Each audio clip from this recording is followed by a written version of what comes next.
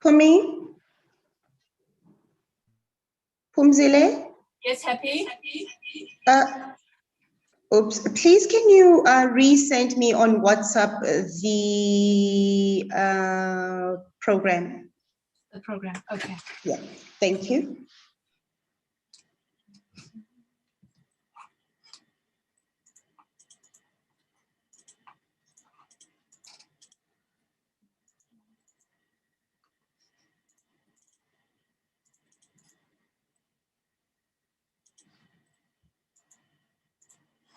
Who's the first speaker?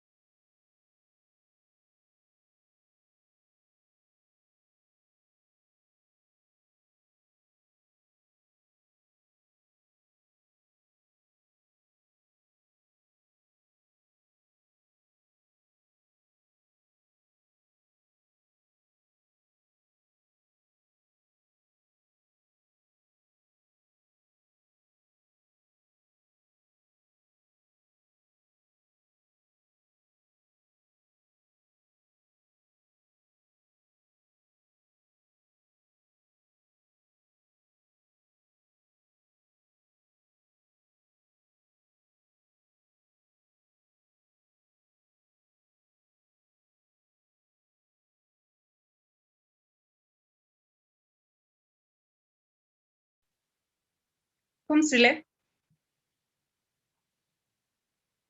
Yes, Safatwa, so we're going to begin now shortly. Okay, so are we continuing on this or do we have to? No, we're continuing. We're going to go live now. So I'm going to start the session. Okay, all right. Is this okay? This fine? Yes, you look fine, Safatwa. Okay, all right. Okay.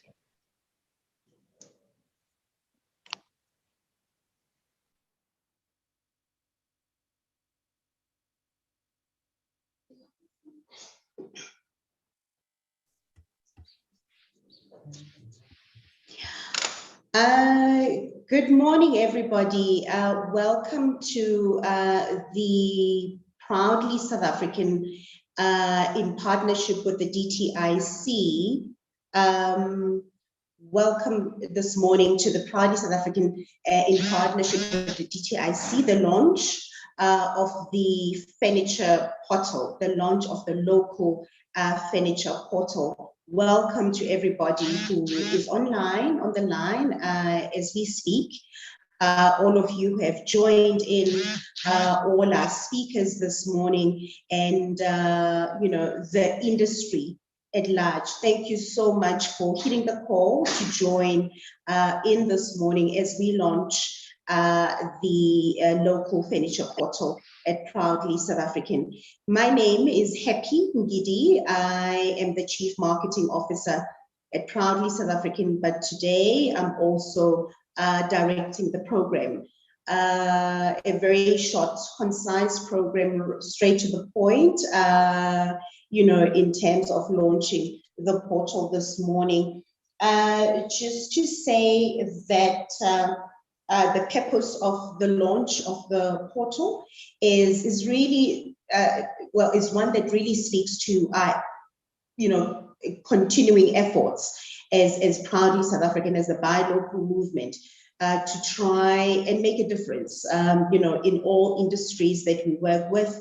The intention to launch today's program, we want the portal to be a go-to place for some of you who may be on the call this morning, who are manufacturers of, you know, beautiful local furniture. But we also want this portal to be a go-to place for those in the public domain, you know, corporate South Africa, and even consumers to an extent, who would like to have access and purchase, you know, furniture that is locally manufactured. But I will leave that to the speakers. They will give you context and unpack, you know, what the real intention is for today's launch. So we have, you know, speakers from, we have Ms. Tafatswa Nyanzunda, who is from the DTIC sector desk. She will be followed by Tulofelo Mutaung, who is project manager at the DTIC, who will then be followed by Dave Govinder.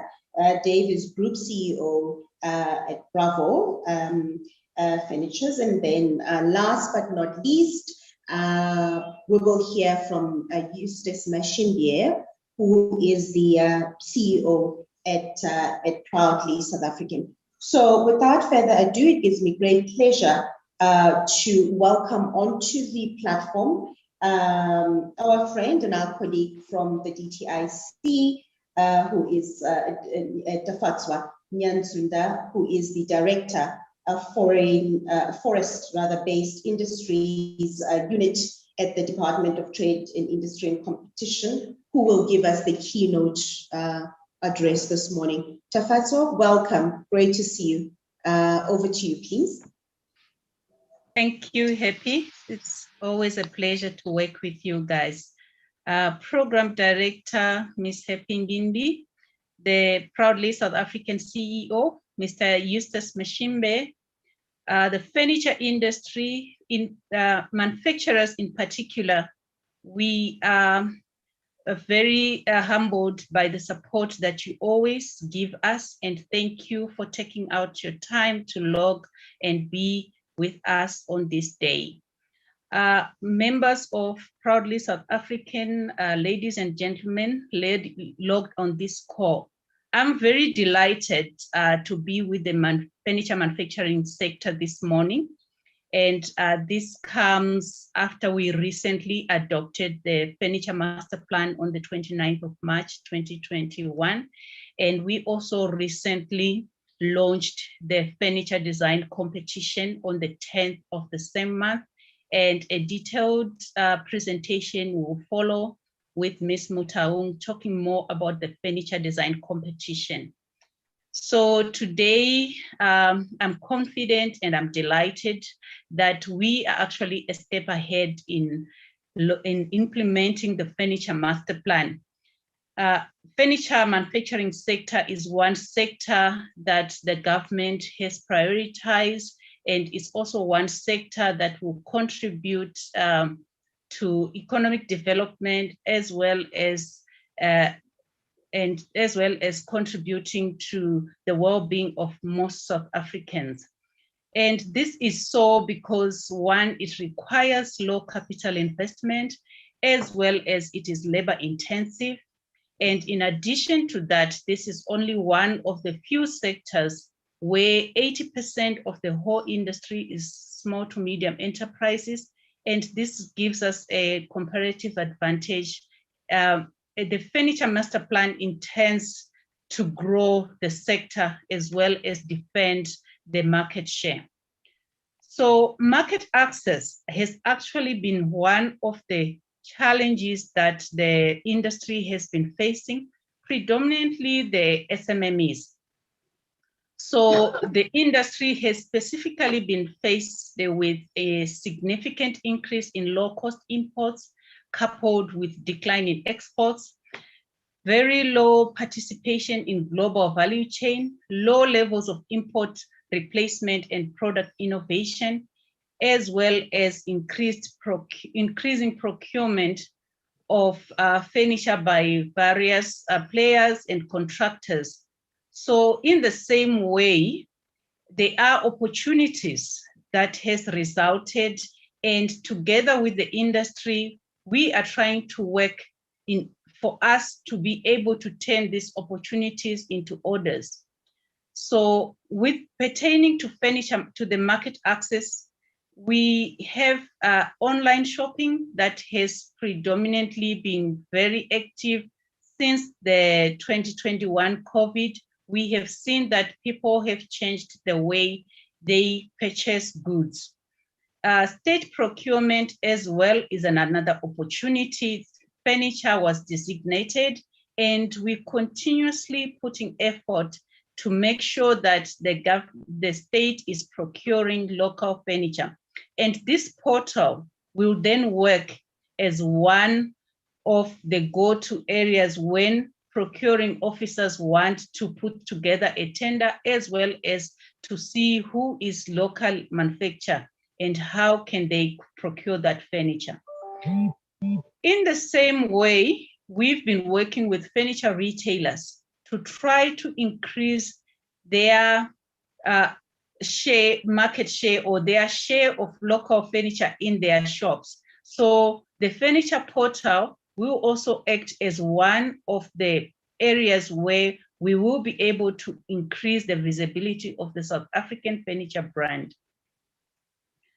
And in terms of increased exports, once you are there online, there is no limitation. Anyone from anywhere in this earth will be able to buy furniture from you. And hence, we would want to see a number of furniture manufacturers actually participating on this portal. So in response to these challenges, and also in response to the opportunities that we are seeing, Proudly South African, as well as the furniture sector desk at the DTIC, have been working together to come up with the furniture portal. This portal will then be able to showcase and market locally made furniture. The only online portal also supports the objectives of the Furniture Master Plan, which was adopted on the 29th. And as I'm concluding, I will just reiterate on the vision of the Furniture Industry Master Plan. The vision is to grow, is as follows: a fast-growing, profitable, inclusive, sustainable South Africa furniture industry.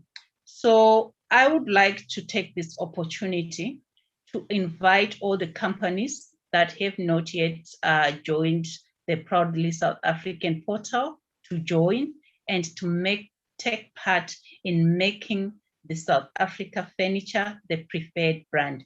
Together, we will grow. Thank you. Over to you, Program Director.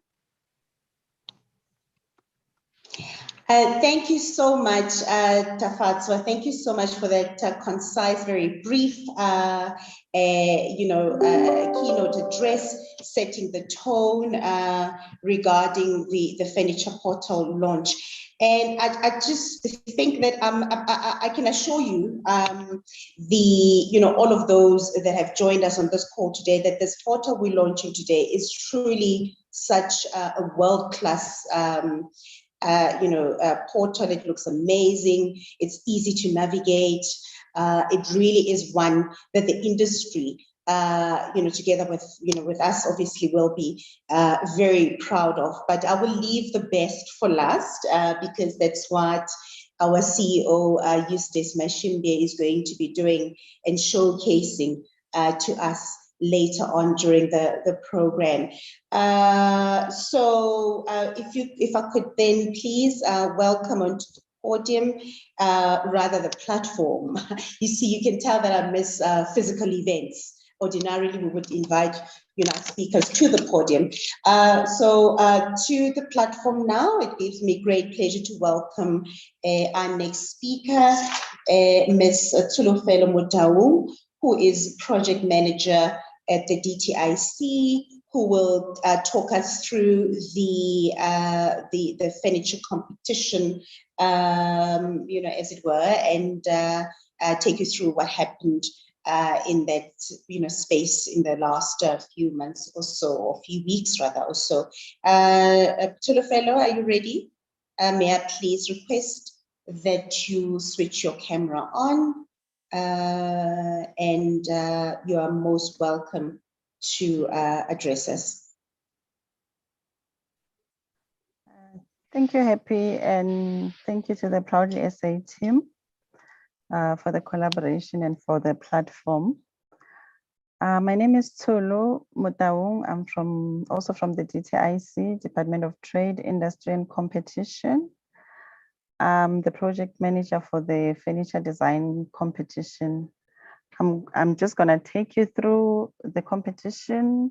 What is it all about, how it works, and how you can generally participate. I'm gonna share a PowerPoint presentation so you can follow through on what I'm talking about. Okay.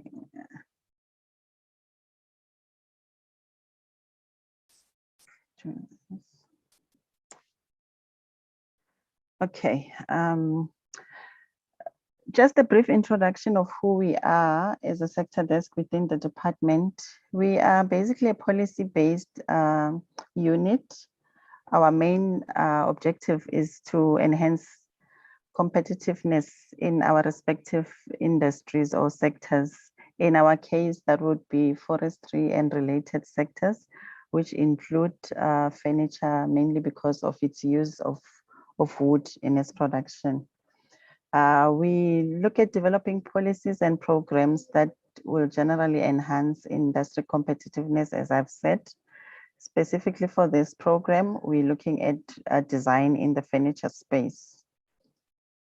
Why promote design?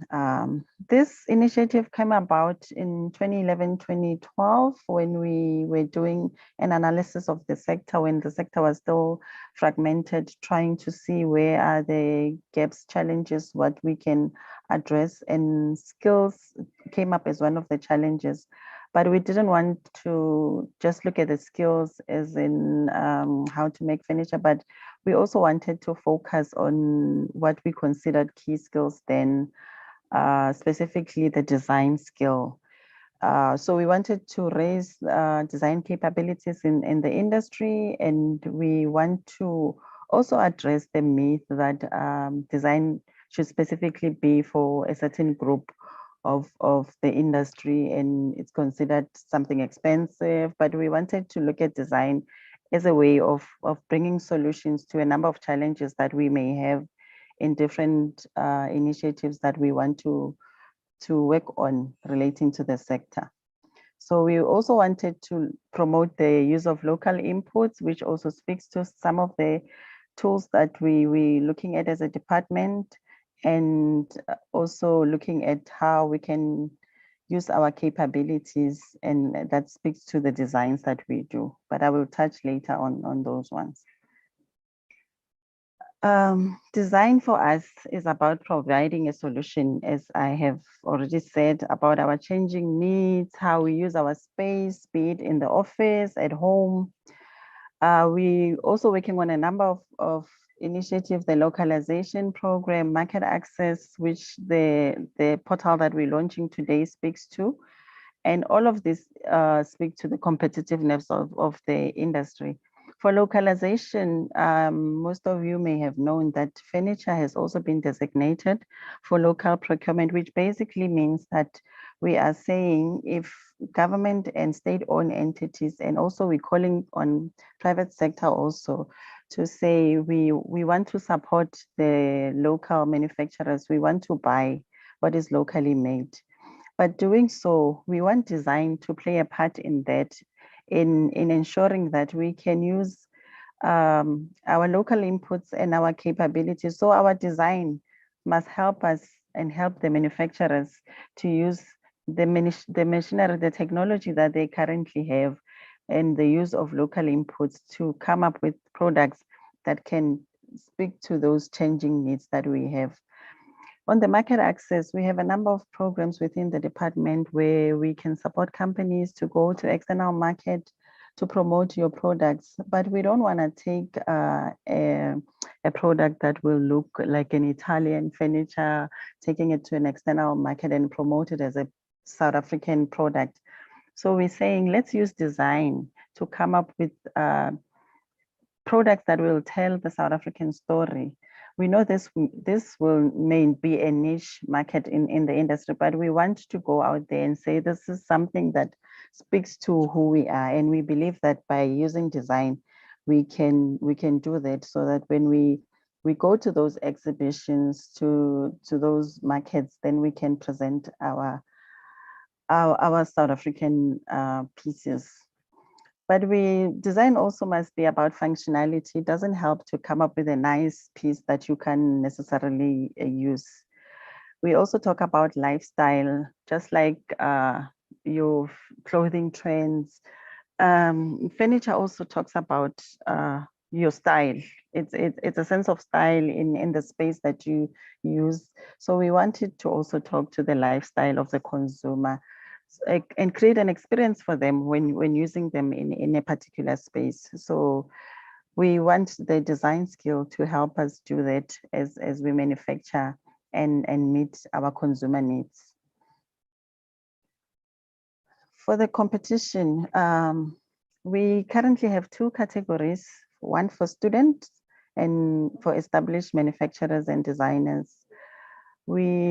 For students, it can be any student studying design in South African academic institution. We also are aware that we currently do not have a specific furniture design qualification.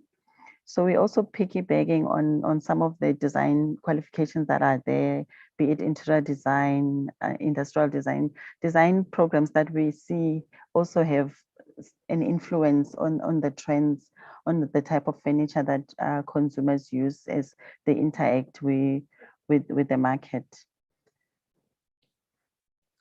And how to apply the application process is straightforward. We will send out a theme, a call for entries. This usually happens when we announce the winner for the competition. For the last competition, this happened on the 10th of March. We also then announce the theme and send out a call for entries on the new competition. So the entry form, you can also download the brief on our DTIC website, or you can also contact me. I'll give you my contact details at the end of the presentation. Then I can assist you with that. And you can send your entry by email.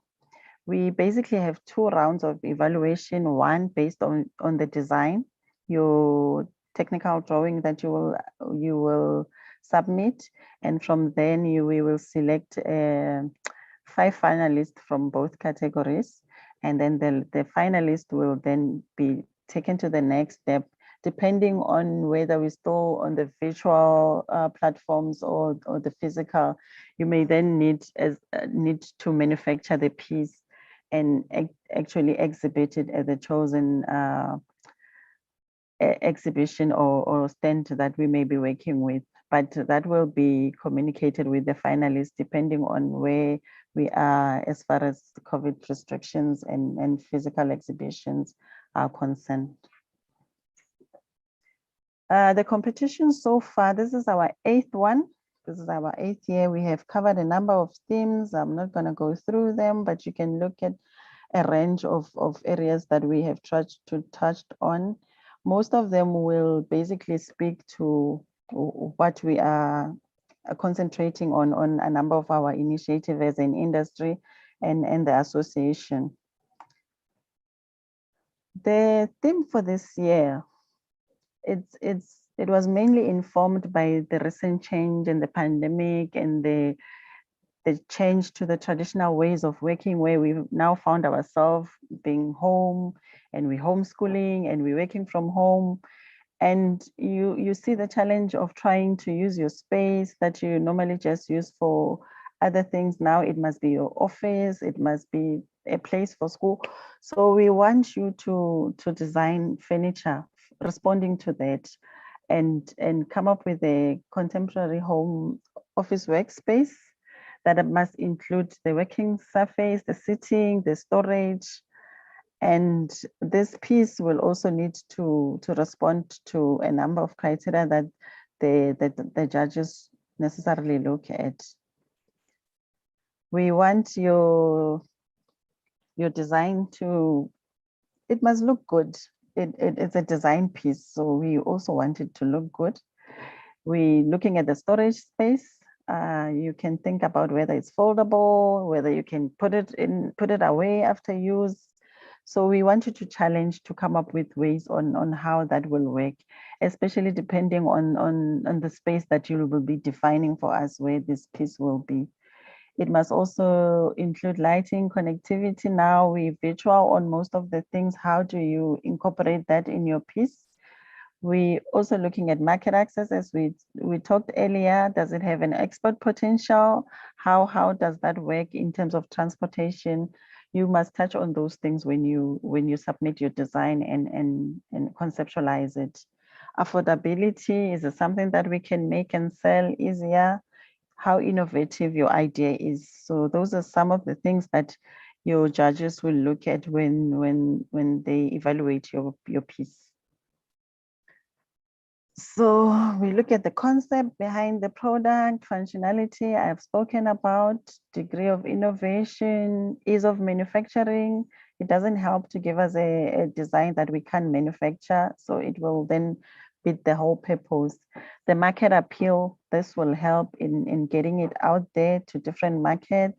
When it's finally on the portal, will people want to buy and interact with your product? So you must keep those things in mind when you design your product. The compulsory requirements, which you will also find on the brief that you will download. We want a technical drawing with renderings. So you must give us the 3D with measurements and dimensions. So we get a sense of how this piece will look, how it will. So we want all those details. And we want to see how much you can use the locally manufactured materials, locally available materials in your piece. The more you can use them, the better. A description of the design, which include the concept, what inspired the design, but it must be brief. 100 words should suffice. For students, we will also need them to submit a brief CV, not more than 3 pages should do, and a profile for our manufacturing and entrance. So like I said, depending whether we will still be virtual or being able to do the physical exhibition, we will make different requests. We may ask you for a video, should we not be physical, or then you can come in and exhibit your piece. For the prizes, let me start with the student. We have an internship with Choreograph that's sponsored by Choreograph for the student winner. They also participate in a 6-month furniture design incubation with Fentech. Fentech is an furniture incubator. They're spread out throughout the country. We have graphic tablets, software training with Make It SolidWorks. And we also profile our winners in chosen design-related publication. For the established manufacturer, you'll have a 1-year membership with Proudly SA. So your product will then be on this portal. 1-year IID membership, which is African Institute for Interior Design. So you also get a membership with them. The graphic tablets, training still with Makers SolidWorks. You'll also be profiled, and we will showcase your products on different exhibition space, whether it's online or physical. So that will depend on where we are as a country, depending on restrictions. So these are the important dates that you should look at. The competition is already opened from the 10th, and the last date for entries will be 31st of March. And we're looking to then announce the winners by next year, March, end of March. So how else can you participate if maybe you're not entering your piece? For students, we've touched on that, but we're also calling on industry stakeholders, industry companies in the industries like you. We want to give as many student participants, the experiential learning in terms of them understanding the whole process from design space to how you end up manufacturing the piece and commercializing the piece. So we appealing to companies to partner with us in different provinces so that we can be able to give the student designers this opportunity to be in your companies, to be in your manufacturing space and fully understand how the whole manufacturing process works, not just up to the design space. Otherwise, you can participate in our steering committee. You can provide technical advice in some of the things that you think we may need to improve on to address the need for design and attracting designers into our industry. So for more information, those are my details. You can find the application forms. You can find the brief on our website, dtic.gov.za, or you can alternatively send me an email on either of those email addresses, and then we can then take it from there. So basically, these are some of the sponsors that we're currently working on. So you'll be in a company of good people, good companies when you join us. So in a nutshell, that's what the competition is about, and that's how you can participate and be part of this great initiative.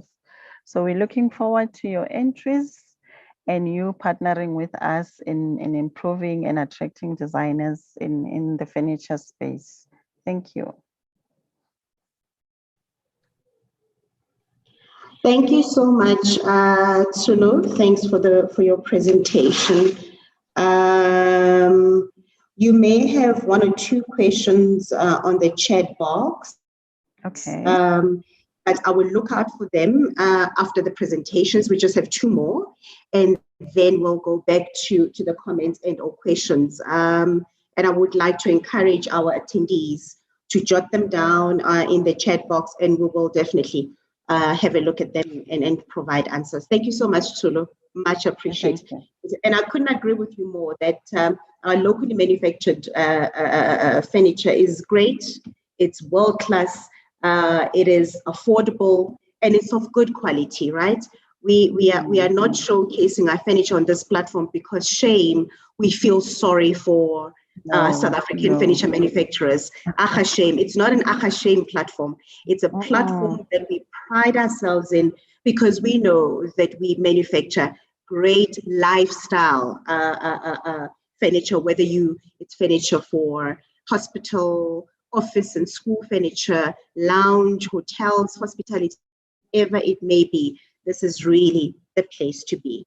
Fantastic. Thank you so much, Tula. We'll chat to you again shortly. Thank you. Thank you. Thanks. Alrighty, and if I could now invite, or before I do that, just to encourage our audiences or our attendees rather, to keep your questions and comments coming on the questions and answer platform. I see there's quite a few, which is fantastic. We'll take them just now. And now our next speaker is a friend of the campaign, probably one of our biggest supporters of the work that we do at Proudly South African. His name is Dave Govinder, and Dave is the Group CEO of Bravo Group. And he's here to give us a bit of feedback from the industry on what we are doing today, and generally on the work that Proudly South African does with his group and the DTIC and the industry at large. Welcome, Dave. May I please request that you switch your camera on so we can welcome you properly. Thank you, Happy. I think you've been too kind. Thank you so much to Proudly South African, yourself, Eustace, Bridget from Zealand team, as well as to our friends at the Department of Trade and Industry and Competition, Solofilo, Tsafatswa. Firstly, I think this platform is crucial, much needed. So thanks so much for that. I think it gives us the opportunity to connect on the importance of the local furniture industry. I'm just not mindful of the connectivity, guys, so I'm going to just click off my video and keep talking if you don't mind. I think, yeah, so as I was saying, the opportunity to connect on the importance of the local furniture industry and the sector, also the many, many exciting new opportunities to unlock our collective potential. And I think thanks to all the guests for joining this morning, very important conversations to be had, and much needed. So thanks for that. I think it's an absolute honor to share a meeting with such like-minded individuals. Many of us as members of Proudly South African, but I think sharing a common thread, each of us have this burning passion to promote social and economic change and progress. So as the CEO of Bravo Brands, which some of you may be aware of, we're that lifestyle group that produces and owns some exquisitely crafted home comfort brands. I think this furniture portal is the opportunity, and therefore we should take it. It represents and speaks directly to our purpose, which is to enable our sector, enable our business, and most importantly, enable our communities to prosper. It goes without saying that exquisitely crafted home comforts and furniture is simply a byproduct of this intention. I think this launch of the furniture portal as an industry will allow us to move closer to that purpose, much closer than ever before. And this launch to me and to our brands represents the start of the rejuvenation of true home comfort crafted by South Africans for South Africa and beyond our borders as well. I believe that this era will change the way in terms of how we work, what we deliver, essentially how South Africans shop, as we take our retail partners on this journey to in turn affect the resilience of our industry that can bring our South Africans together after a very, very challenging year. This opportunity will also help us realize our full potential, not only for South African furniture to become synonymous with exquisitely crafted furniture. I think these are, for that to happen, there are three non-negotiables that we as an industry must subscribe to. Firstly, there's design excellence, something that can only be achieved through collaboration, bringing together the trusted, together with fresh innovation, bringing together young minds as well as our industry stalwarts, and blending furniture, interior, and industrial design for improved function and refined aesthetics. Our products obviously need to stand against the global competitors in all aspects, and in order for us to be set apart locally as well as beyond our shores. Secondly, there's an absolute need for uncontested, uncompromising quality. Once we go past the final aspects of comfort, we're going to go to the other aspects and elements, whether they entail the materials, our processes, our procedures. We've got to make sure that we keep ourselves honest, and we must subscribe to responsible procurement to do that. We've got to subscribe to supply chain excellence, true sustainable practices across the triple bottom line, all fed from the culture of craftsmanship. And I think the final point on that is we've got to shift into this new space for opportunity. This new work from home workspace will allow us to be able to design to attract the young talent to our industry. We've got to be able to start teaching our youth that this industry of ours offers supreme craft and artistry, and training them for this industry. We do that by upskilling the hands as well as the minds that have been creating our shared value for many, many years. So I think this is where the initiatives like the Furniture Design Competition are so valuable. It opens up our accepted practices to highlight the evolution of our sector as a massive key enabler and economic driver and outlet for creative talent. So as the home, as Bravo Brands, home to many of South Africa's most loved brands, we're totally committed to driving each of these non-negotiables.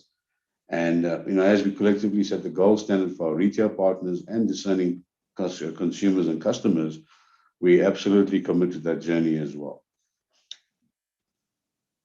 I think finally, just to say thanks again for that opportunity to be able to address this audience and commit to what we're doing in this very important initiative going forward through the design competition.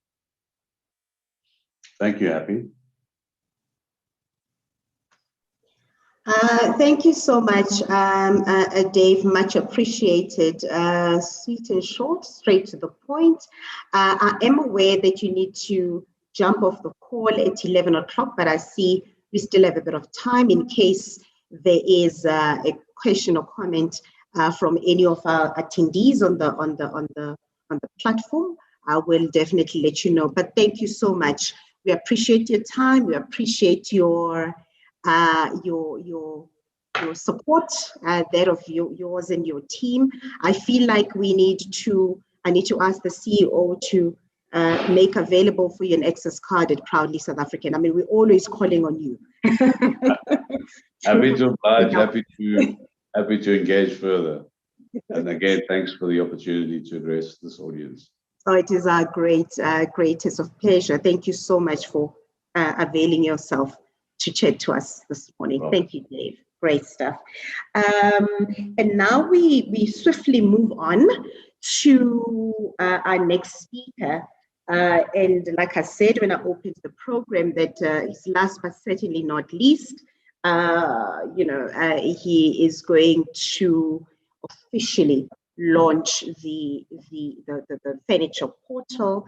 Eustace Mashimbie, CEO of Proudly South African. Welcome, Eustace. May I please request that you switch your camera on and take us through this fantastic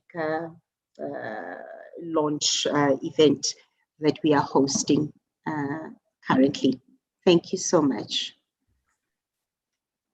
Okay, good morning. Good morning. Thank you very much for the opportunity. Good morning to all our delegates who are here with us this morning. As introduced, my name is Eustace Mashimbie, and I'm the CEO of Proudly South African.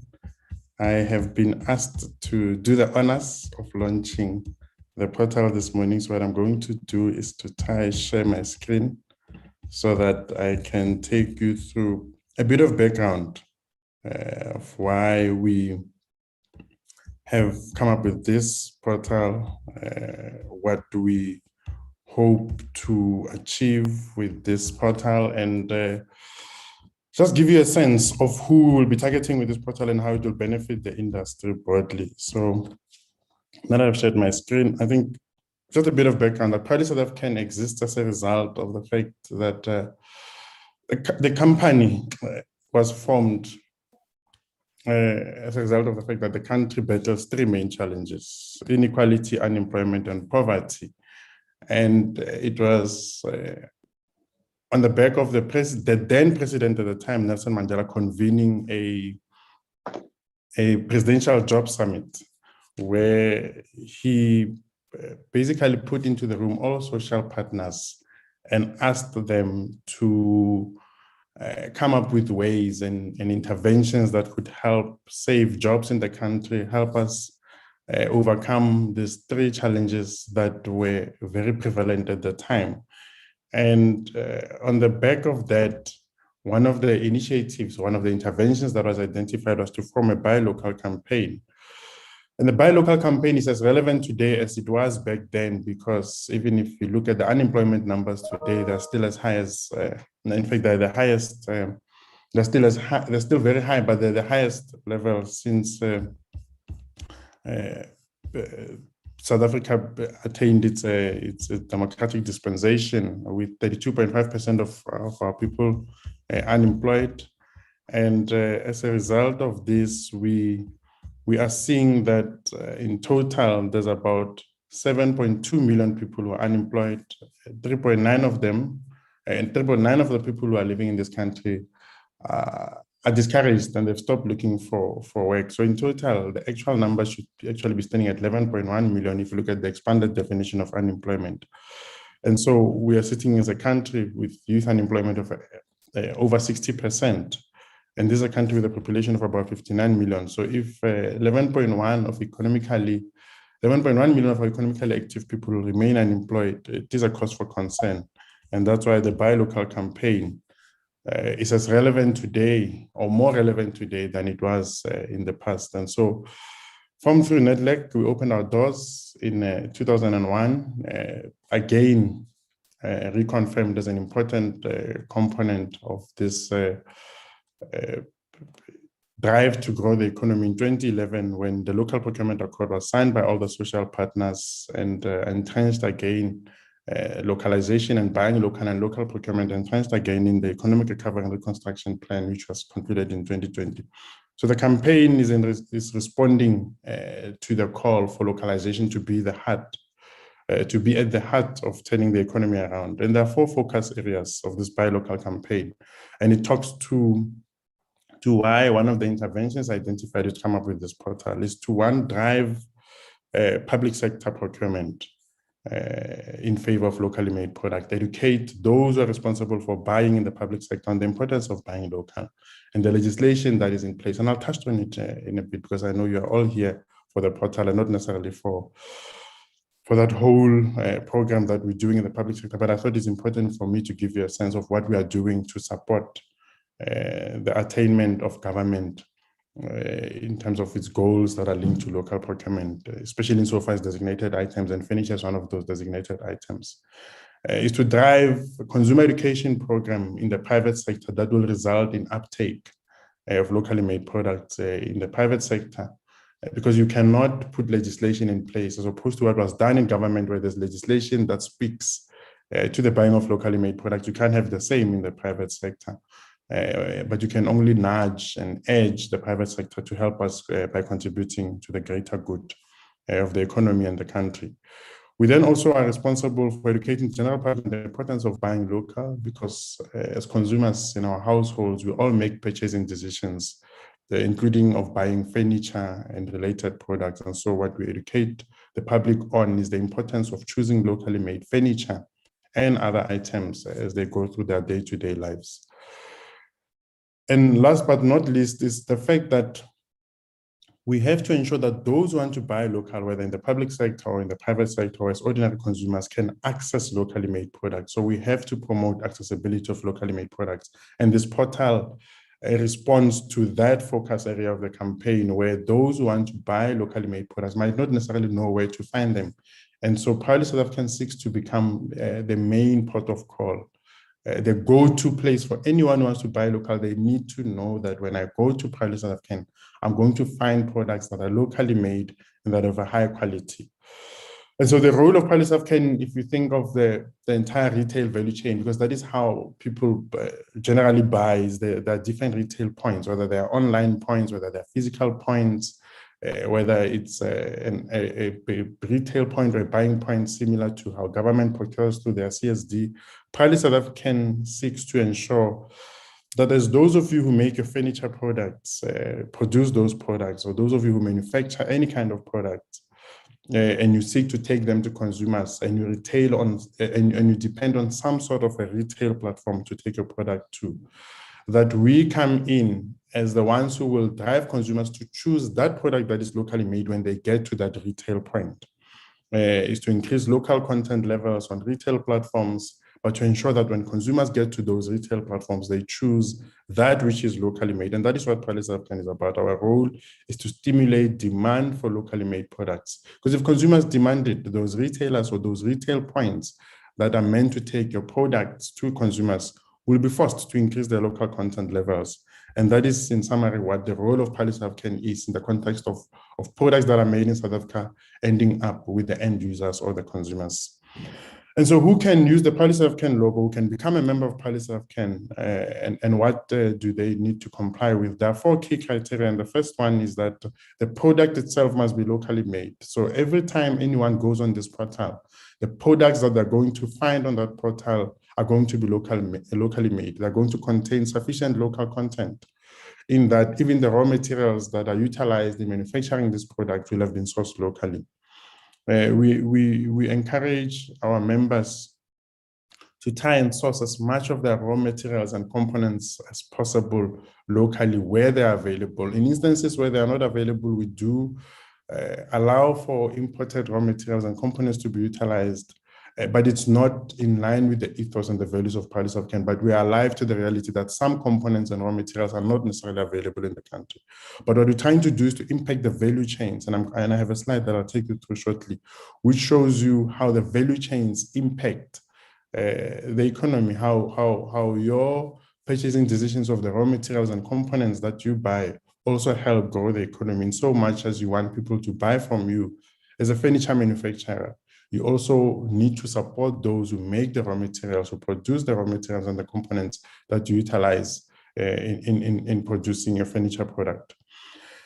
Over and above that, we want to give the end users or consumers an assurance that when they buy this locally made product, it's going to be of high quality nature. It will be able to meet the need for which it is bought. And so quality is the second pillar of the Proudly South African campaign, where products that carry the Proudly South African logo are of a high quality nature, and they conform to the standards as set out in each and every one of those industries from which they come from. The last 2 are softer issues, but they're important, in that members of Proudly South African have to ensure that in the course of doing business, they implement sound environmental standards like reusing material, recycling, disposing of waste responsibly, but just basically ensuring that they help us preserve the environment, especially in this context where some of the raw materials come really out of the environment itself. Lastly, we want companies that affiliate with us to comply with the labor legislation of the country and treat their workers fairly. And one of the questions that comes up a lot, and it's not necessarily the main reason why we're here today, but it's important in that for those of you who might have this question as to how much it costs for companies to affiliate with Proudly South African, it's as little as 500 rands for companies with a turnover that is less than 5 million rands. So turnover up to 5 million rands, 500 rands per annum.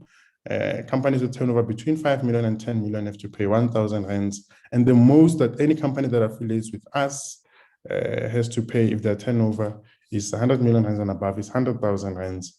And in instances where you have a holding company with subsidiaries, this fee is applicable to the group as a whole, including each of the subsidiaries that are part of that holding company.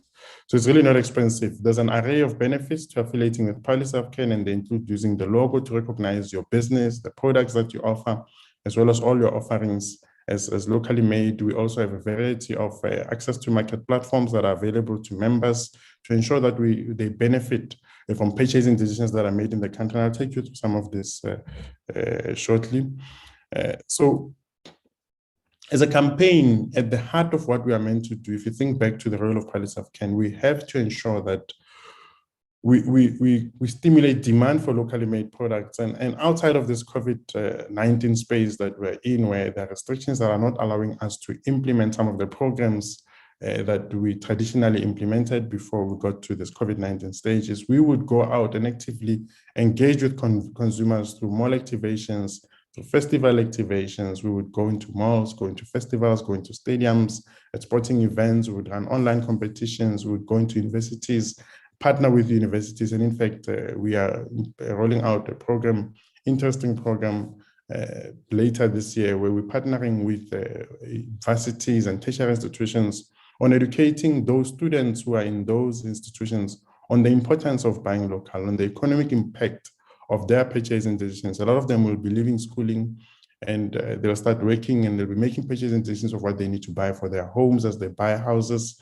Those who are going to start businesses will have to buy office furniture and some furniture items that they require. And so we see the universities and tertiary institutions as an important part of the work that we seek to drive to ensure that consumers of today and those of tomorrow choose locally made products every time they buy. We would participate in consumer expos, and that's where we would take even our members. And the benefit of becoming a member is that whenever we secure these consumer expo opportunities, our members would then be able to exhibit at no additional cost. And that is one of the benefits of becoming a member of Pride South African, is that as we secure platforms that will enable you to take your products to consumers or to purchasing decision makers or buyers in the private sector or even those in the public sector, we would secure those opportunities for our members at no additional cost. And that is where we would then expose those locally made products to buyers. And we even have our own Buy Local Expo, where we through that event achieve the same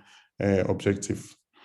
We do roll out online competitions and consumer advertising, and it's aimed at ensuring that we reach as many consumers as possible, but we make it exciting for them to participate in this buy local movement. And we also work with the unions. Labor mobilization simply means we mobilize shop stewards to become the ambassadors of the campaign. We work with all the major federations and all the unions to ensure that they hold their employers accountable. We are rolling out a program where we've now started presenting to the various unions, and we've spoken to FEDUSA, and we are going to talk to COSATU as well. We started having those talks and with NACTU and all their federations, and at some stage we even spoke to SAFTU, where we're basically asking them to set up procurement committees where the shop stewards will sit on those procurement committees. And that is a commitment that was made by organized labor themselves at NEDLAC, that those procurement committees will then seek to check what is being bought by their employers.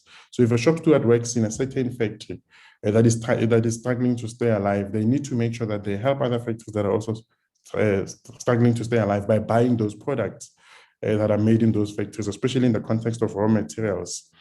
Shop stewards must ensure that the raw materials and components and day-to-day consumables that are bought by their factories support jobs in the country in so much as they want other factories and other companies to support them. And so it's important that we partner with labor in this regard. We also, as part of our consumer education drive, have come up with a campaign where we call it Game Time. And the thinking behind Game Time, because this campaign was conceptualized right in the middle of lockdown, just as the economy was about to reopen during the hard lockdown, we came up with this campaign. And we say it's game time, and we used an analogy of a football match, of a sporting game, where you know that if two teams play against each other and the one team is not doing well, the idea is that at halftime is an opportunity for them to regroup and come up with better ways for them to perform better in the second half so that they can reduce the deficit, equalize, and even go on to win the game. And that's what we're trying to achieve with this campaign. This Game Time campaign simply says the economy was already in trouble before we got into the hard lockdown. Before COVID-19 hit our shores, the economy had already went a period where we had successive periods of negative growth. And so we were already in a recession. We had been downgraded, we had lost jobs. And that hard lockdown we see as an opportunity for all of us to pause. It's like halftime a typical halftime scenario where all of us were in our homes and not all of us were allowed to go and work. But as the economy reopened, what we're calling for through this Game Time campaign was for those of us who go back to work, for those of us who reopen our businesses, to start buying local, to ensure that the economy benefits from the purchasing decisions that are made, so that just like in a soccer game where you were trailing in the first half, in the second half, you come back stronger and you win the game. And so that's what we're calling for, that as a country and as an economy, we need to do better post that hard lockdown. And as the economy continues to reopen, that we choose locally made products. And this campaign was rolled out in partnership with various commercial partners, including the SABC, MultiChoice, and ETV, who all carried it on their platforms. We also rolled it out on various online and digital platforms. We launched the campaign in July, and we again brought it back during the festive season because there's increased buying that happens during that time. And so we encourage South Africans to buy local during that time and to choose locally made products, locally made furniture, whenever they make purchasing decisions. And as much as we're talking to consumers as individual household consumers, the objective is that they also, when they go back to where they make purchasing decisions on a day-to-day basis, where they work, whether in the private sector or the public sector, that message that they've heard on TV or they saw on social media or on other digital platforms, they take with to their workplaces when they make purchasing decisions. So let me play the campaign before I go on to taking you through the portal.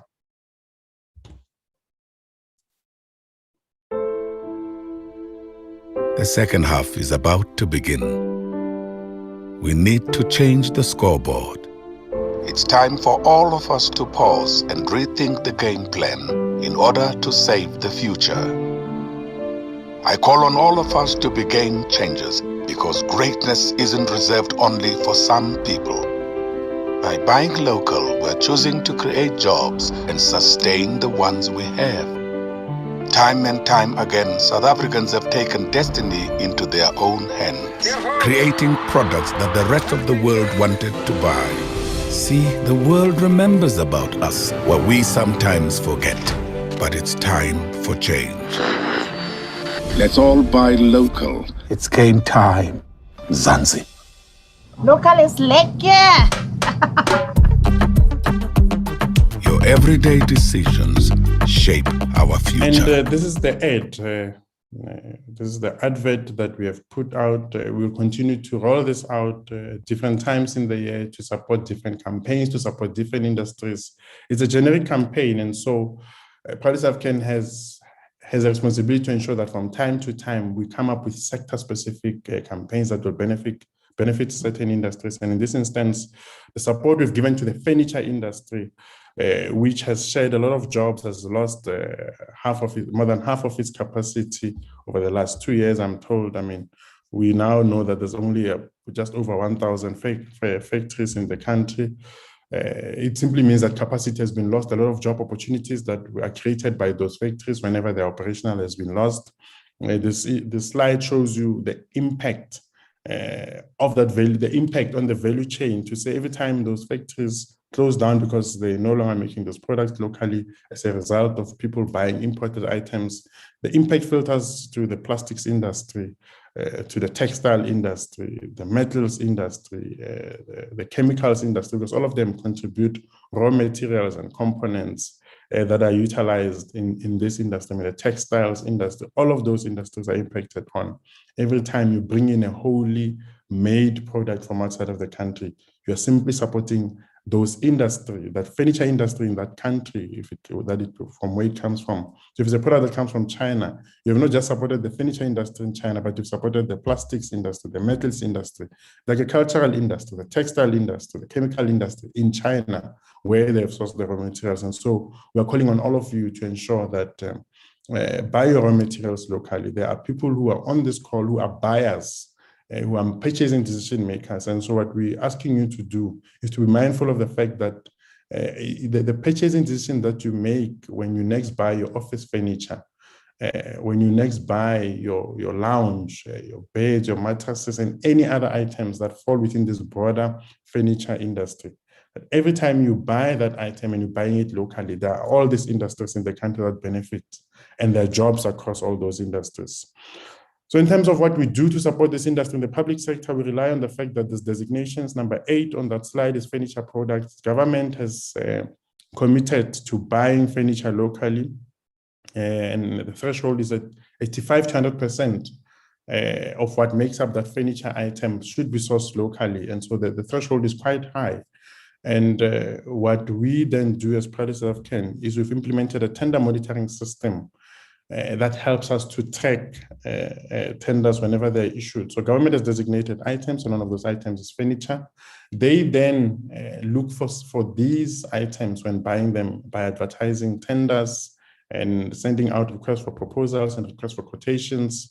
And what we do is we track those tenders to ensure that as they come out, we through an algorithm can pick up those tenders at the point that when they're issued. And there's two main reasons why we do that. We pick up those tenders so that we send those tenders to manufacturers that are in our books, manufacturers that we know of that make their furniture locally, including those that are sitting with industry bodies that we work with, such as SAFI, such as those who've benefited from the different incentive and support programs that are carried out by the GTIC sector desk, and Professor spoke earlier. And we ensure that those tenders end up in the right hands of manufacturers who would then be in a position to can respond, so that we don't have these tenders ending up in the hands of importers. And in order to also ensure that the government does not buy imported items, we then check whether those tenders for designated items, and in this instance, it's furniture, we ensure that those tenders have the correct provisions that will exclude imported items from being supplied to government. So we help government correct the tenders when they're issued, and to have those provisions that will stipulate that only locally made products will be bought, and will force the bidders to disclose the levels of local content and where the products will be coming from. And what this does is that it ensures that government buys locally made products. And the reliance is on the fact that Proudly South African is working on a process to integrate this database with the central supply database, so that when companies receive the tenders from us, they know that they are eligible to bid for those tenders, because they will be registered on the CSD. Because if you're not on the CSD, you cannot bid for the tenders. And the importance of this platform was demonstrated a few weeks ago when we received a mail from a company that received a tender from us that said to us they were about to close down their factories and lay off all their people, but as a result of receiving this tender from us, which they would have missed otherwise, because they don't have the kind of capability that we have technologically that tracks all tenders in government for designated items, but they bid for the tender, they successfully won on the back of the fact that they're a member, they attach their membership certification to the process to show that they have been vetted by Proudly South African to confirm that the products are indeed locally made and of high quality.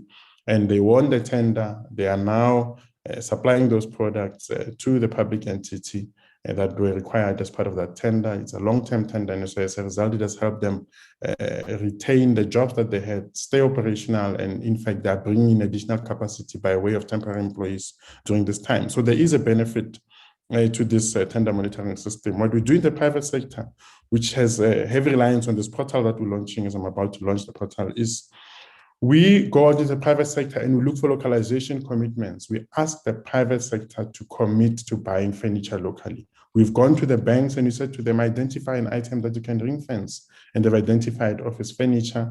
There's other items that they're looking into, but in the context of the conversation we're having today, there are two banks who gave commitments already. We are not talking to the industry body, the Banking Association of South Africa, to ensure that more banks also commit, more commercial banks also commit to buying the office furniture locally.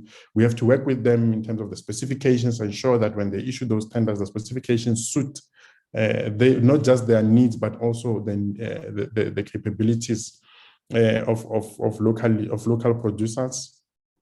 As they identify the items that they're going to buy locally, they will then need a list of companies that they can buy from, and that's where our database comes in. We then refer the companies that are in our books to the likes of the different banks that have committed, and they are then in a position to can then use those as a base of companies that they can buy from. If we don't have suppliers or sufficient number of suppliers in our books, we engage industry, we engage the sector desks, so that we then send those members to the banks so that they put them on their databases. And what then happens is that the banks, in this instance, as the example that I've used, are then able to buy from local producers. And what we do is we track that spending to ensure that we can see what the impact is of those local decisions, of those purchasing decisions being made in support of locally made products, the impact on the GDP, on growing the number of jobs in the industry, etc. But what is critical in this whole equation is that the private sector does not have to buy local, so we can't force them. But you ask them to make those commitments where they themselves volunteer to make those commitments. And so we've gone not just to the banks, we've broadened the base, we've gone to the entire financial service industry, we've gone to independent schools, we have gone to insurance companies, we have spoken to a lot of the corporates in this country, and we have asked them to really look at where their furniture comes from, where their items are coming from, in order to buy local. And these are just 4 examples of where we've achieved, we were able to secure local procurement commitments. We've asked the banks to buy locally made furniture based on the example I've given. We've asked retailers, and we work with retailers like Louis, who are members of Proudly South African. We've asked them to increase levels of local content, and we're seeing the results where there's now orders flowing from some of these retailers to local producers, where the orders would have gone to products that were outside of the country in the past. We have also asked that sourcing of raw materials happen within the borders of South Africa, and we're talking to a lot of the manufacturers in that regard. We are also engaging those who represent a lot of buying, such as the Franchise Association of South Africa, for them to support local producers, to support Black-owned manufacturers, to ensure that those franchisors and franchisees who affiliate with them start looking at local products favorably whenever they buy. We also in the past introduced an online shopping platform for consumers who want to buy local to go to a platform where they know that every single item that they will buy on that that will find on that platform will be locally made. And rsamade.co.za is a platform that houses Proudly South African made products, so consumers know with absolute certainty that the products on that platform are all locally made, and members of Proudly South African can list on there for free, and consumers can pick up high quality products, thereby supporting the jobs that are in these industries that supply this product into the platform. In the past, we've created other portals, and this is not the first time we create a portal. We've created portals in response to COVID-19, where there was an increased need for companies to buy cloth face masks, hand sanitizers, detergents and disinfectants, face shields, medical PPE.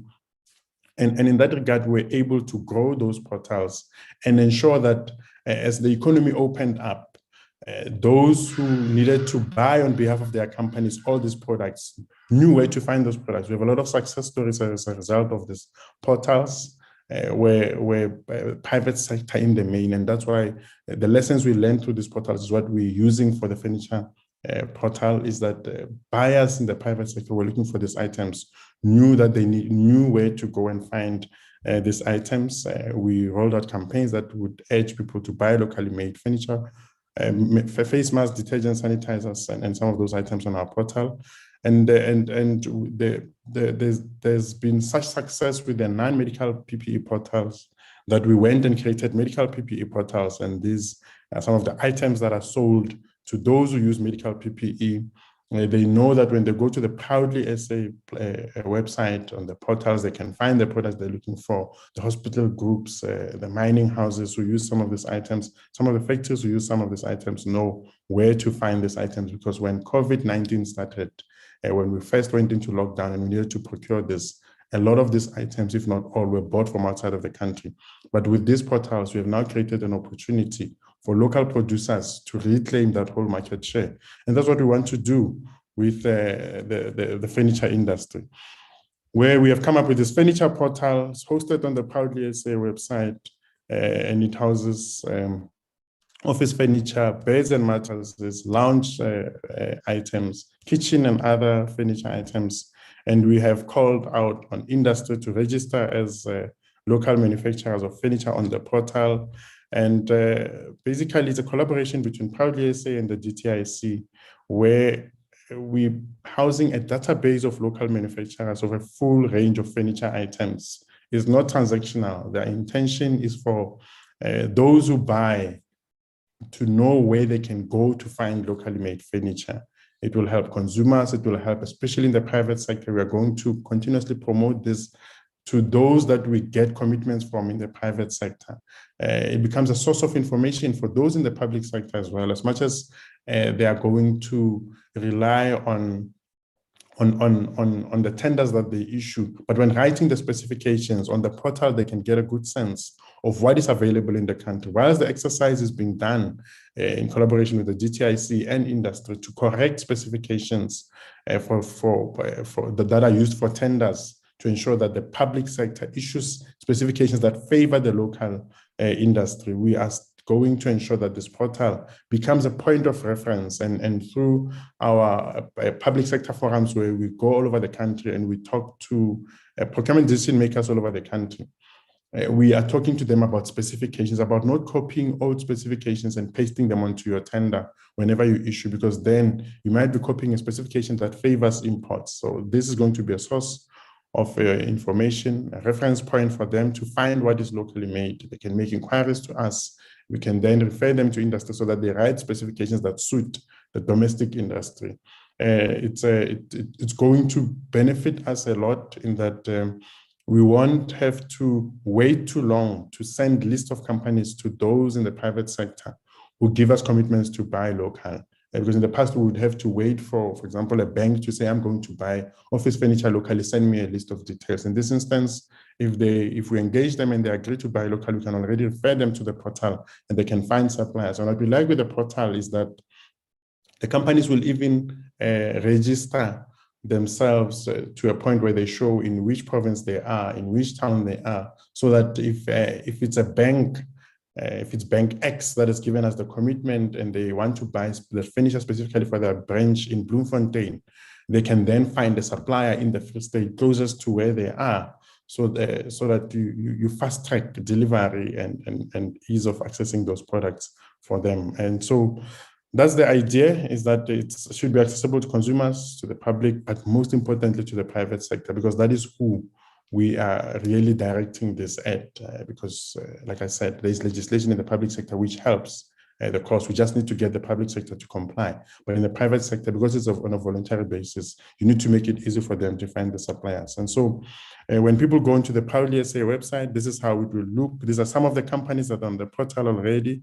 I don't know if you can see all of them, but Angel Shake is there, Bravo Brands are there, Checkers is there, Amet Finishing is there. So that is what you can already find on the portal.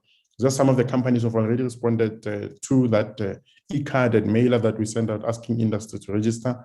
We ask that more companies continue to come forward and register, so that when people go into the platform, they can find the products, the images are there, they can see what it is you're offering. All those beneficiaries from the design competition who are making incredible designs and helping us produce world-class furniture will have their product showcased there, so that we can show buyers that they can find high quality locally made products locally, because that's the challenge that we've always had, that people refer to international products because they have not seen the best of South Africa. They don't know where to go and find and see the actual products. And so this platform that is hosted on the Proudly SA website will give all of those who make purchasing decisions, who design the specifications, who choose the kind of designs that must go into their offices and their homes, to know where to find the products and what they look like. To register, we are going to post the link on the chat on this group, on the Q&A platform, on the chat platform of this webinar rather. So if you go into the chat box, we're going to post the link for those of you who have still not registered to register. When we send out the communication after the event to all of you who've attended, we will also send through the link.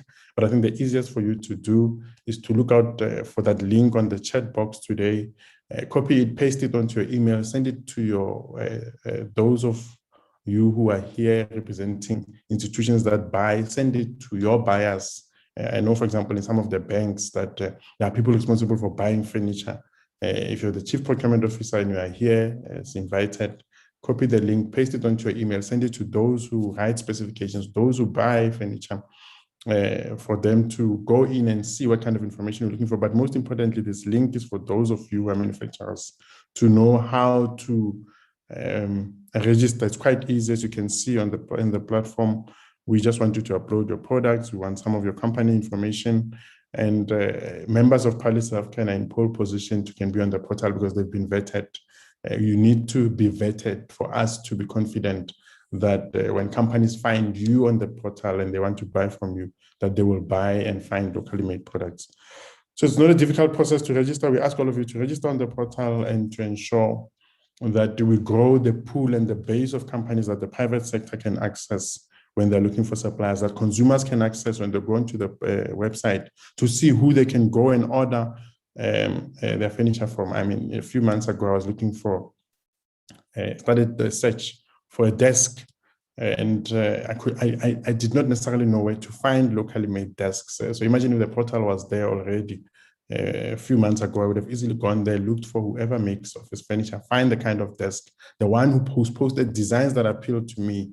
It would make it easy for me to then find that supplier that is closest to me, contact them, place an order with them, and ensure that ultimately I end up with a locally made desk. And so that's the purpose of this portal. And that's why images are important. And that's why you need as much information from you as possible, but it's easy to register. And that's my presentation. Thank you, Program Director. I know I took a long time, but I needed to give context as to what we do as Proudly South African, what informs the portal, how it works, and what we seek to achieve with it. Contact us, info@proudlysa.co.za if you want to take up membership such that you can then become eligible to list your products on the portal. Contact us on that number on the screen, 011-327-7778. Ensure that you are in a position to can become a supplier by registering on the portal. Ensure that you can ensure that your business supports local industries by using the portal on our website. It's already live. We're launching it today. So if you go into proudlysa.co.za and click on the furniture tab, you will see that the portal is live. Those companies that I showed you are already on the portal. That was a screen grab. What you saw here is a screen grab of the actual portal that has now gone live. And so we urge all of you to support this industry. Jobs have been lost, capacity has been lost, but we can only bring it back if we buy locally made products. Thank you, Program Director. Thank you so much, CEO. Much appreciated. Your detailed presentation is well received and much appreciated. And no, yes, you did spend a bit of time on it, but that was the whole point. That was necessary because this session was about firstly launching the portal, but with with as much information as you possibly could share. So spending time on it was well received, and I see that that has created, and I would imagine that given everybody's presentation today, including yours, is that it has kept the chat box and the questions and answers box very busy. And we've been trying to respond to some of the comments, the questions. Fatswa and Tulu have been very busy. Proudly South African has also been assisting to answer some of the questions. But with that said, there's quite a few that I think is important that we share with everybody else on the platform that may not have seen it. For example, Megan from Mr. Price is eager to get a hold of some of the furniture manufacturers, a list rather, to start, possibly working with them and seeing if they can support as much as they can. I know that our colleague Alicia at Proudly South African is busy assisting her, but I did also indicate on the chat box that we are. This is work in progress. The actual portal, so now that the portal has been launched, we anticipate that more manufacturers will load their offerings. By the way, Megan is from Sheet Street, which is obviously under the Mr. Price group. I'm hoping you are okay with that, Megan, with with the response we've given you. Lucky wants to know, would the portal also be made available to the general public? Yes, with the greatest of pleasure. I mean, we've sent out a press release a day ago or so. We did try to direct traffic or anybody who read the press release who may want to have access to the portal. We gave them our website address and all of that, so they can have access to the portal and have a look. But Betusile Malibe is asking, for SMMEs manufacturing furniture, are they expected to be members of Proudly SA before they can register on the portal? And the answer is yes. CEO, would you like to clarify that, or are you happy with what I'd like you to come back on? Thanks. Yeah, yes, thank you. They have to be members of Proudly South African, and that's why we've dropped the fee to as low as 500 rands per annum. I saw one of the questions, was it per month or per annum, but I saw it was answered that is per annum. It's quite a small investment to make. I know that some will say companies are in distress, even that 500 rands is much needed. But you need to invest in your business, because that is the administrative fee that we require for us to undertake that vetting. We need to be confident that every single product that is on the system has been vetted. Imagine if we allowed everyone who has, even including those who have not been vetted, to register on the portal. We might end up with importers who take chances. I mean, we're having the same fight in the poultry industry, where people are just changing packaging and labels and taking imported products and putting it into bags and saying it's made in South Africa. We don't want that. Imagine the opportunity that would have been lost because we've registered someone on the portal who is an importer, and the order ends up with them and not with the local manufacturer, simply because they have not gone through the membership application process, which includes detailed vetting. And that's why we've introduced that element, that everyone on the portal needs to be a member, so that they can go through the vetting process, so we can vouch for them and can confidently say to buyers, buy from them, because you know that the product you're going to end up with, one, is going to be of a high quality nature and is going to be locally made. Thank you, Happy. All right, before you get off, please stay on for a little longer before I bring in rather other speakers who may have to answer one or two questions. There's two comments on the platform. The one person asked if our office in the Cape in the Western Cape can assist, and I have responded to that we've only got one office in Johannesburg, but we service all the provinces, and I've given them our contact details. However, there's somebody else who I would like you to whose question I would like you to please respond to. CEO, would my product still be proudly South African if the intellectual property was created in another country, but the manufacturing, distribution, and the actual sales happen in South Africa? I have partly answered, but please could you quickly just let them know about our standing in terms of our, the country of, where the directorship is based in as far as a product or a company is concerned.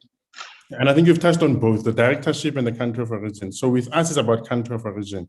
The directorship and the IP can sit in another country, but the origin of the product itself is South Africa. I mean, if the delegate is saying that the actual product is made here, distributed from here, that's where the jobs are made, and that's what this campaign is about. And that's why I took a bit long to get to the actual portal, and I'm glad that people indulged me. It was to give a sense of what this campaign is about, that it's responding to the need to create jobs. So by making the product locally, we are creating jobs in South Africa. And that's what we're looking for. We are looking for products that are locally made, irrespective of where the IP sits, irrespective of where the ownership sits. And that's why there are a lot of multinationals that are affiliated with Proudly South African. And people are always asking us why we are allowing multinationals to be members of Proudly South African. These are multinationals who are making their products locally. And so that company would definitely qualify to be a member of Proudly South African. They would then list on the portal for free, because one of the questions from Helen on the portal, Helen Sulani, said is registering on the portal free. It's free as soon as you're a member of Proudly South African. And we are glad, and I know you responded to it, that Mr. Price Group, Mr. P Group, or members of Proudly South African, as an example, have undertaken to now look for factories And that's why it's important for factories and companies to load their products as quickly as possible so that these opportunities can go to them. Because what Mr. P, as a member of Policy African, knows is that they have gone through a vetting process. So the companies that they find in our books will have products that are locally made, who have also been vetted, and so they can trust them and they can rely on them for making the products that will end up in their stores. The same as the TFG group through their at-home stable, which is a member of Policy African. If you walk in there, you find locally made furniture which have the logo already on them, indicating to the consumer that this is the one that we want you to buy.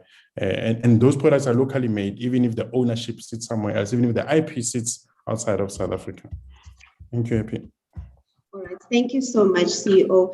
Abdul, I did note I think you had 2 or 3 comments, but I also note that my colleague Tafatswa from the DTIC has responded to you. Lucky, you also wanted to find out if the attendees will have access to the recorded video, to the session. Is it recorded? And I have responded that yes, we are live streaming on Facebook and on YouTube as we speak, but we are very happy to also, assist you with this recording. Moving along, I see that I've noted that we've got quite a few of our stakeholders online. From, for example, SAFI, they're online. The GCIS is online. DTIC, different departments online, and obviously industry players, as it were. There is a comment that I would like to refer to from one of our colleagues, Josiah, who is from the GCIS, and he says that we conducted a media tour to Limbuma Furniture Making SMME in Limpopo. We received the contact through SAFCO, which is a South African forestry company, the 3rd largest state-owned forestry company in South Africa, under the Department of Enterprises with operations in Limpopo. And what you also wanted to find out is sorry, technology is letting me down. Oh, you wanted to find out if would it be worthwhile to involve them as we carry this initiative forward. That's a comment from Josiah from the GCIS. Can I ask any of the DTI colleagues to take up an opportunity to comment on this? Tafatswa, are you online, or Tsulu? Yes, Happy, I'm online. Thank you. I had responded to them privately to say that can they give us the contact and then we can engage with them. I'm hoping that answers the question. Yes, it does. Thank you so much. I wasn't able to see your response to them because, like I said, the chat boxes have kept us very busy trying to navigate who's saying what. Everybody's comment is important, and I just wanted to highlight some of them. Kaya, you wanted to find out if our fee is a once-off annual. Yes, it is, and I think the CEO has touched on that extensively. There's something about the eThekwini Furniture Cluster is running an SMME business accelerator program for KZN-based firms, specifically looking for raw material, packaging and furniture suppliers for CLM Home and at Home and Home. Can you apply here? There's a link there that I do not that I'm not aware of. I'm not too sure what that link is, but let me see which. The question was from Paige Sheriff. Please, can any of my colleagues, whether it's the DTIC or Proudly SA, have a look at that comment and have a look at the link and see if it's in any way connected to what we are trying to achieve here.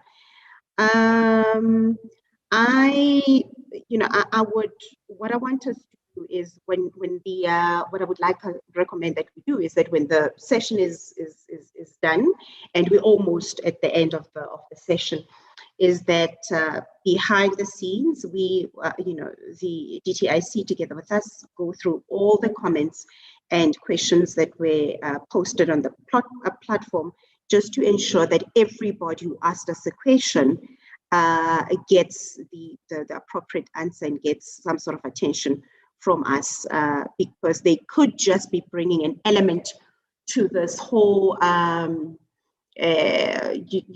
movement that we desperately need, or that would really make a difference in what we are trying to achieve. I see somebody's hand is up. I'm not able to see which. I'm thinking it's one of the speakers. Please go ahead, grab the mic, so to speak. Okay, thanks, Happy. It's me. Okay. I just wanted to say that with regards to the link that Paige has put, they are actually making a call. So this is actually linked to what we are trying to do, where At Home is looking for SMMEs in KZN area to be part of their supply chain. So for them to apply, and they can then apply on that. So it's a business accelerator program. So they are going to take through those SMMEs on a journey. And then I'm hoping at the end of the journey, they'll be able then to supply at home. Yes. Okay. So if there are any KZN-based SMMEs on the call, they must just then maybe click that link or contact Paige at eThekwini Furniture Cluster. Thank you. Thank you so much, Tafatswa. Much appreciated that you kept your eye on that, and you've now given clarity. Thank you. I think, okay, I was just about to ask, a colleague to step on and do the vote of thanks. But before I do that, I think there's somebody has got their hand up again. I can't see who it is, but if you've got your hand up, please go ahead and grab the mic. Sorry, I thought I was lowering the hand. Oh, okay. All right. Okay. Is this what is referred to in the webinar world today? Is it an old hand or a new hand? Thank you, Tafatswa. All right. I will then, as I go towards the closing of the session, ask if any of the speakers would like to do the closing comments quickly, and thereafter I will hand over to Darren Graham, who will do the vote of thanks. Anybody? Any takers? Any of the speakers? Can I go? Yes, with pleasure. All right, thank you. I think for me, it's to reiterate what I said throughout my presentation, especially towards the end of my presentation, that companies should upload their details on the platform. We need companies on the platform in order for the platform to work. And equally, we need those buyers to really trust the platform and to go on there. We are going to undertake a further exercise of engaging the independent schools, the different financial services institutions, different corporates. The work we're doing with BUSA, where a technical working committee has been set up, is aimed at making sure that we get the private sector to commit to buying locally. So as we talk to decision makers in the private sector and we urge them to buy local, when they go there, they need to find companies. Imagine if you're a buyer or a decision maker in the private sector, and you go there and there aren't enough companies, you will not go back. You will not revisit the platform again. We need to make it work. As an industry, we have a commitment to ensure that it works, so that if a buyer goes there and finds suppliers that they can send requests for quotations or proposals to, they then are happy with the experience and the options available to them, such that all their future purchases will be made in the same way. We need to make it work. I'm talking mostly to those of you in industry, manufacturers who are bleeding jobs because the orders are leaving the country. we are trying to bring them back, and this portal will ensure that you're accessible and will benefit the industry. If those of you who are quick to load your products on the portal do so, and the portal works from inception, it will ensure that even those who come later benefit because people will have trusted it in terms of the quality that is available on the platform. Thank you, Chair. Thank you so much, Eustace. Anybody else, DTIC? Or yes? Yes, thank you. Thank you, Happy. I think I would just want to support what Eustace has said, to say that we would want as many companies to load on the portal. This portal is also going to assist us, by the way, with the designation, because we always get having requests on exemptions. We want to export this. So it's going to work both ways. Where we have an exemption, we can refer them to the portal to say, go to the portal, this item can be manufactured locally. And then on the other hand, as the procuring officers are putting together tenders, they can also go to the portal and see what they would want to they would want to put the furniture that they need for their offices is locally made. So the portal, in a way, is going to help us in terms of market access, and it will help the companies to get more orders. And this is exactly what we need. Thank you. Thank you so much, Tafat, so much appreciated. And my parting shot, Darren, I assume you're in standby to do the vote of thanks, but what I wanted to say is that, the portal is now launched.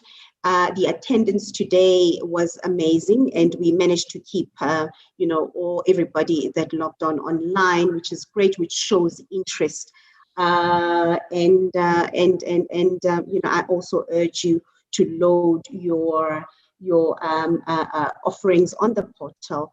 And the long and short of it is that we all need furniture at some point in our lives, whether you're purchasing furniture for your offices, whether you are purchasing furniture in your personal capacity, because we need furniture at home, at schools, at hospitals, in our offices, wherever for whichever area of your life you may need the furniture for. And here's a platform for you. Here's a go-to place. We believe that we've got great furniture, bespoke furniture that can play even on international platforms. And it is in that spirit that we actually currently working with local manufacturers who we intend to include in an international expo coming up at the end of later in the year called the Dubai Expo 2020. And we're taking manufacturers to that platform because we believe that our furniture can play at that huge platform as an access to market opportunity for them. So I think, and it must feel like if you do not purchase anything that is manufactured or made locally, whether in this context, furniture, obviously, but furniture is not something that we buy on a daily basis, but we do buy products on a daily basis that we need as consumers. And as in the course of doing that, and if you don't buy anything, that is made locally, manufactured locally, in a space of a week, 2 weeks, a month, a year, it must really start to feel like, as a South African, you have done something wrong. Because surely, there is something that you can buy, that is made locally in the interest of creating more jobs and sustaining the very jobs that we have. Like in Eustace's presentation, his parting shot in as far as that Game Time Mzansi advert goes, it says that it's game time in Mzansi. The time is now for us to make a difference that we would like to see. Thank you so much, everybody. Darren, the platform is yours. Thank you. Mine is a very simple and short job this morning, and that is just to say thank you to everybody. Thank you, Happy, for being Programme Director.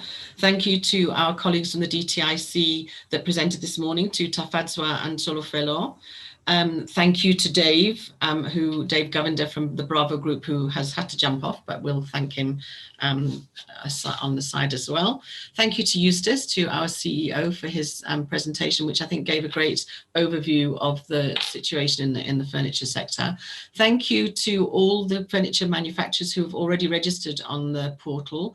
And again, that we've all urged anybody listening here that is able to register, please go and register on the portal.